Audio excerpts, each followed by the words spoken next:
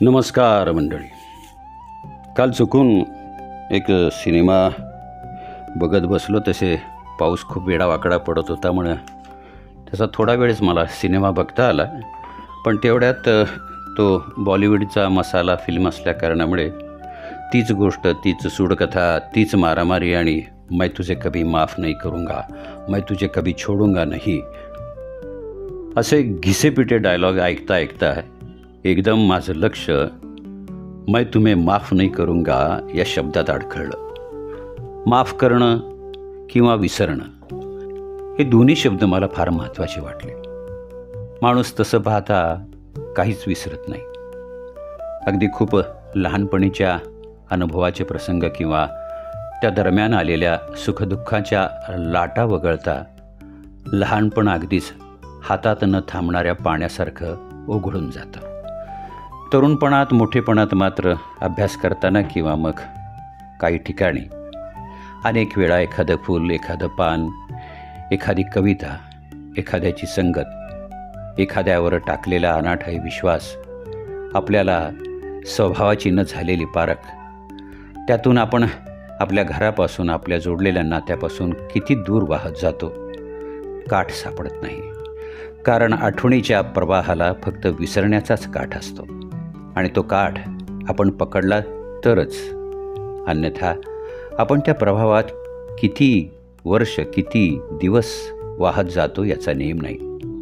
अनेक वेळा जीवनाच्या या अशा प्रवासातले खाचखळगे आपल्याला माणसांच्या वृत्तीची पारख समज देतात आणि ती वेळीच यावी यासाठीच हे अनुभव असतात. या अशा पद्धतीने तू वाहू नकोस. आत्तापर्यंत वाहिलास किंवा वाहिलीस, आता मात्र श्रद्धा त्या दैवतावर ठेव जेथे तुला विश्वासाचा अभाव नसेल, फक्त प्रेम मिळेल. आणि ज्यासाठी संपूर्ण आयुष्य मानव घालवतो त्याचं श्रेय त्याला मिळू शकेल. आपल्यावरनं, आपल्या स्वतःच्या जाणीवेवर तू विश्वास ठेव.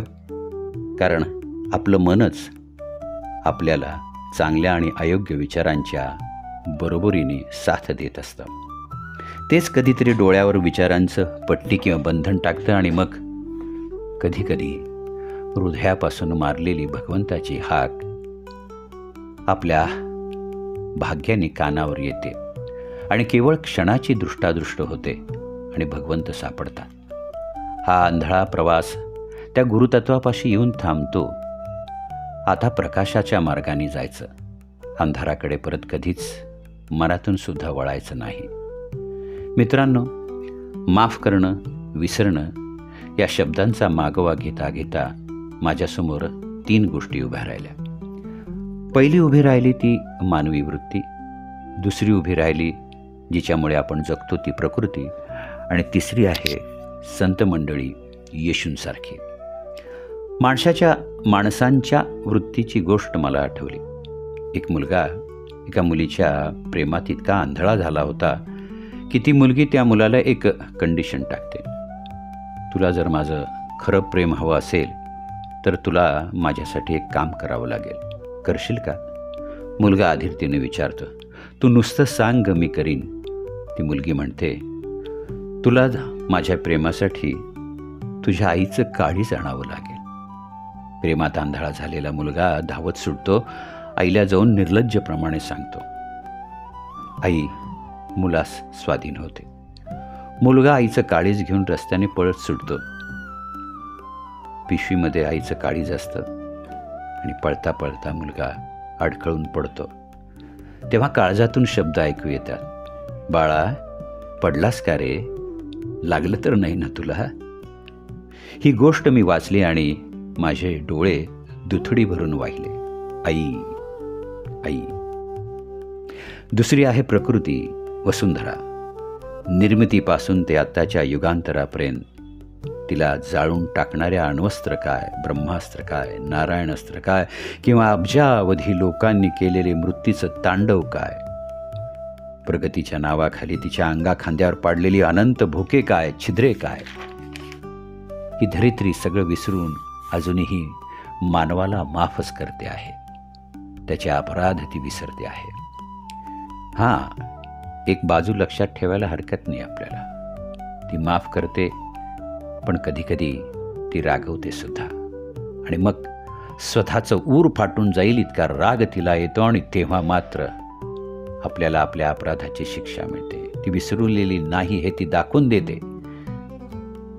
तिच्या या माफीची आणि विसरून जाण्याची पात्रता प्रत्यक्ष भगवंताकडे सुद्धा नाही बरं का. भगवंत अनंत अपराध माफ करतात, पण विसरत नाहीत. कारण योग्य वेळी त्याचं शासन ते देतातच. तुम्हाला शिशुपालाची किंवा दंतवक्त्राची भागवतातली गोष्ट माहिती असेल, श्रीकृष्णाच्या लीलेमधली गोष्ट माहिती असेल. 100 अपराध माफ केले, पण 101 नंबरचा अपराध जेव्हा झाला तेव्हा मात्र शासन झालं. आता राहिली संतांची गोष्ट. आपल्या सकल संतांच्या चरित्रात अनेक संतांना समाजाच्या अविवेकी वागण्याचा फटका बसला. कोणी त्यांना वाडीत टाकलं, कोणी त्यांची गाढवावरून धिंड काढली, त्यांच्या तोंडाला काळं फासलं, कोणी त्यांच्या अंगावर थुंकलं, कोणी अगदी निखाऱ्याचे लाडू खायला दिले, कोणी विष प्यायला दिलं. मानसिक त्रास तर वेगळाच, शारीरिकही त्रास दिला. पण संतांनी आपल्या आदर्शावर चालणं मान्य केलं. संतांनी समाजाला सुद्धा माफ केलं आणि आपल्यातले सर्वस्व जे चांगलं आहे ते त्यांना बहाल केलं. येशूच्या देहावर तर अनेक लोकांनी खिळे ठोकले, पण येशूनी त्यांच्या त्या अपराधाची सुद्धा क्षमा केली. हे परमेश्वरा, या लेकरांना माफ कर, कारण ते काय करत आहेत हे त्यांना कळत नाही. या सगळ्या विचारांनी जेव्हा माझं मन हलवून टाकलं, तेव्हा माणसाचं मन माफ करायला तयार होत नाही. किंवा उलटं म्हणूया, एखाद्या वेळेस माणसाचं मन माफ करायला तयार होतं, पण विसरायला तयार होत नाही. मित्रांनो, अपराध, विश्वासघात याचे आघात होतात. जखमेसारखे आपल्या मनावर त्याचे व्रण राहतात, हृदयावर त्याची जखम खोल असते. पण या 3 उदाहरणांची जर माहिती किंवा आपण स्मरण केलं तर आठवण आली तर आपण म्हणू शकतो, चल माफ कर दिया. अपराध करणाऱ्यापेक्षा माफ करणारा श्रेष्ठ असतो. पण याचा अर्थ असा नाही की आपण अपराधी बनायचं वारंवार. अनेक जन्माच्या अशा अपराधामागून अपराधांच्या शिड्या, लढ्या, डोंगर साचतात. आणि ह्या सगळ्या अपराधांना भगवंताकडून चल माफ कर दिया असं जर ऐकायचं असेल तर तुम्ही सातत्याने त्याचं स्मरण करायला हवं. श्रीरामाचा जप करायला हवा. या जपामुळंच तुमचं संचित तो निश्चित बदलेल. अपराधांच्या राशी नाहीशा होतील. जे अपराधी आपल्या जीवनात येऊन आपल्याला त्रास देऊन गेले ते आयुष्यातून हद्दपार होतील. मित्रांनो, लक्षात ठेवा, यासाठीच मी सारखं म्हणत असतो, जय श्रीराम, श्री स्वामी समर्थ.